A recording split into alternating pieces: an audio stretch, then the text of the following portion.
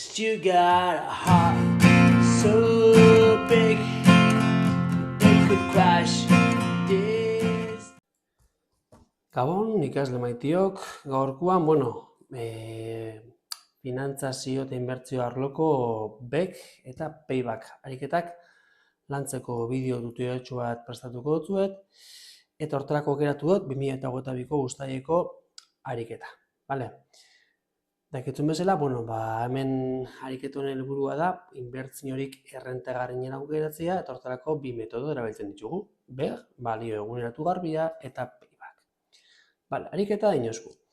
Itxuki izeneko arraindegia, bere negozio hasteko helburuarekin, bi inbertsio proiekturen artean erabaki beharrean dago. Lehenengo inbertsioa da hozkailu industria bat jartzea, erositako arrain guztia hozteko. Horrek ez nahi du, 180.000 euroko hozkailua eta 25.000 euroko instalazio kostuak dituela, eta inbertsioaren hasieran ordainduko dituzke. Hurrengo 3 urtean 31.000 kilo arrain saltzea aurreikusten da, eta salneurria 14, 15 eta 18 euroko izango da kilogramoko urrenez urren. Hornitzaileekin adostu ondoren, arrainaren kostua kilogramoko 7, 7,5 eta 10 euroko izango da urte bakoitzean, eta beste gastu batzu edukiko deu, ze 2 langile ere kontratatu beharko ditu eguneroko lanak egiteko, eta bien kostua urtean 74.000 euro izango da. Orduan, hasiko naiz lehenengo eta behin, inbertsioen datuak jasotzen. Hortarako, beti bezala jarriko dut hemen, hasierako despoltsapena, DO, eta dagozkizun fluxuak, kasu honetan 3 urte aipatzen ditunez, 3 fluxu. F1, F2 eta F3. Eta informazio guzti hau txukun eta ordenatuta edukitzeko taula baten bidez jasoko dut. Informazio asko dau, dena ondo apuntatzea komeni da, ez zer galduarik, beraz taula bat nire dela soluziorik onena. Hartuko dut, markatuko zatolan, txak, eta ingo ditu zutabe batzuk.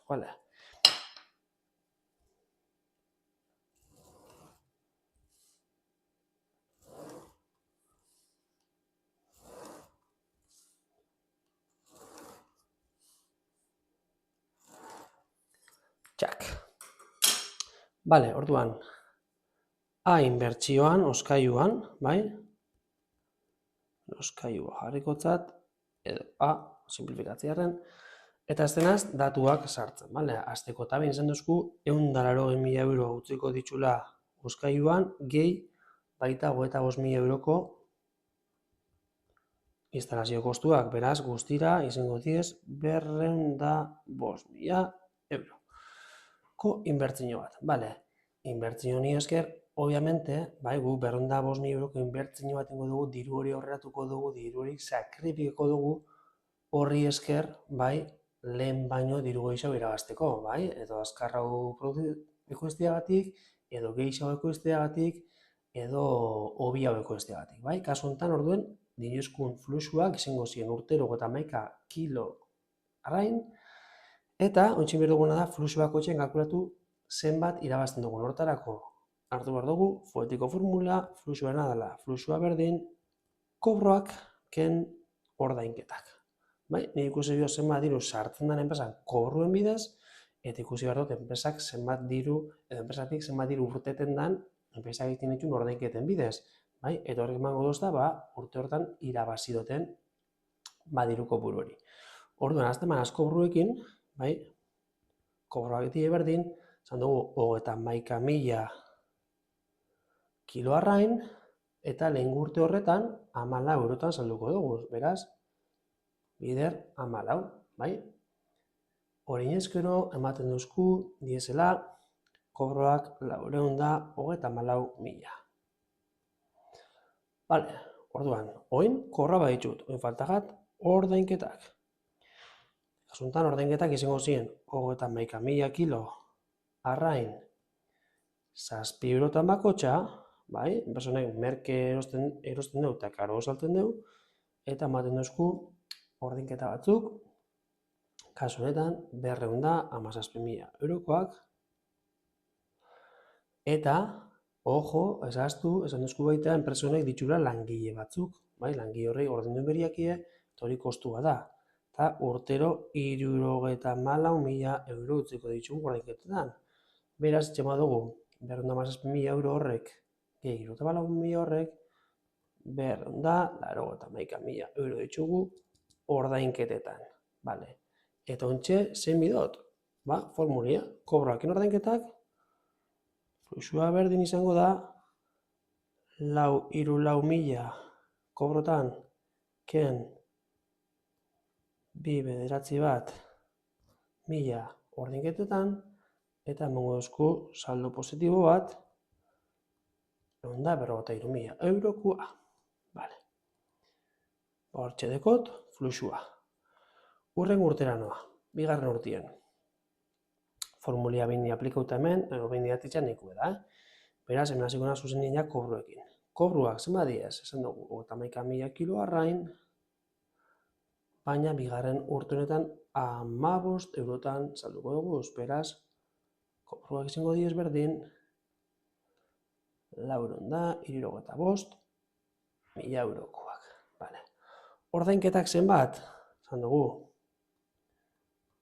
arraina merkerosi eta karo saldu, beraz, hemen erosten ditugu 7,5 eurotan. Horre gure hau esan, arrainak erosten 232.000 euro utziko dituela, 232.000 eta 500 euro barkatu.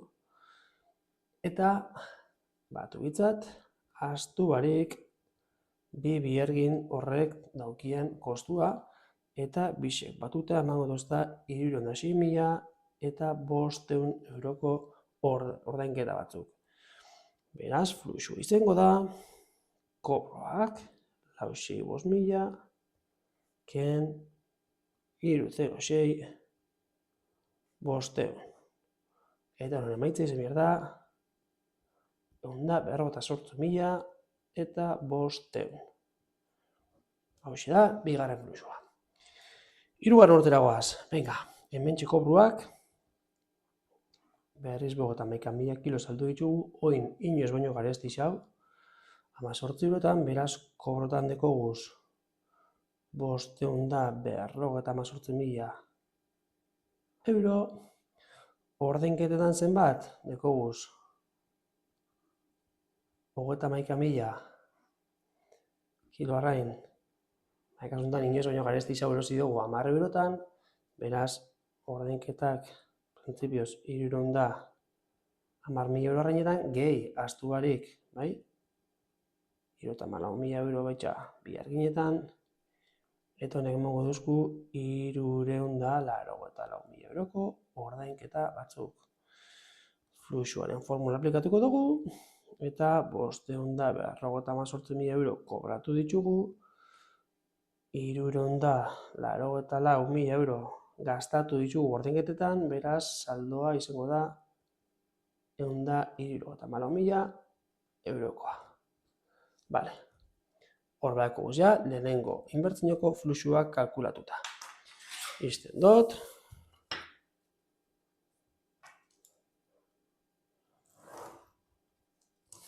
Eta, bigarren formulakin, inbertsioekin hasiko naz. Kasu honetan, itxasontzi bat.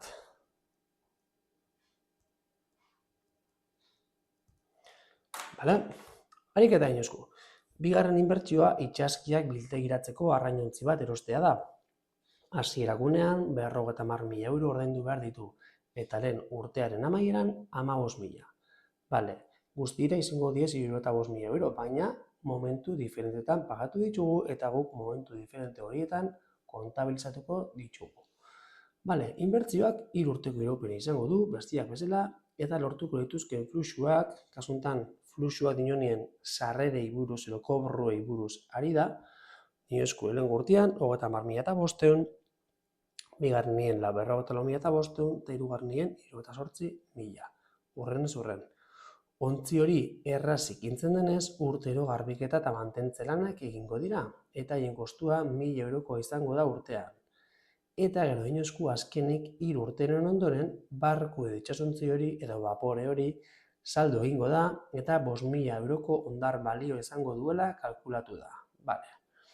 Orduan, alde batetik hemen ja kobruak zenbatuta datoz, jamanda datoz, hasierako despoltsapena 2 momentutan egiten da, urtero kostu batu ditugu mantentziagatik, eta azken urtean dekogu diru sarrera extra bat, bai, ondar balioagatik, hau da, guk erosi dugun inbertsio hori, 3 urte ostean, ja, gaztauta, pixka debaluatuta, baina saltzen dugu eta hor diru bat behar rekuperatzen dugu.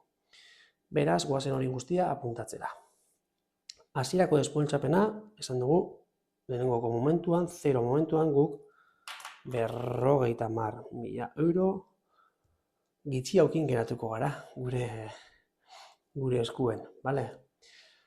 Ondo, goazen kobroak ikustea, lehenengoko urte horretan kobroak dinozku dizela 30.000 eta 500, bale? Badekot. Ordainketak, ojo, hemen dinozku lehen urtean amaieran 15.000 euroko ordainketa tengo dugula, bai?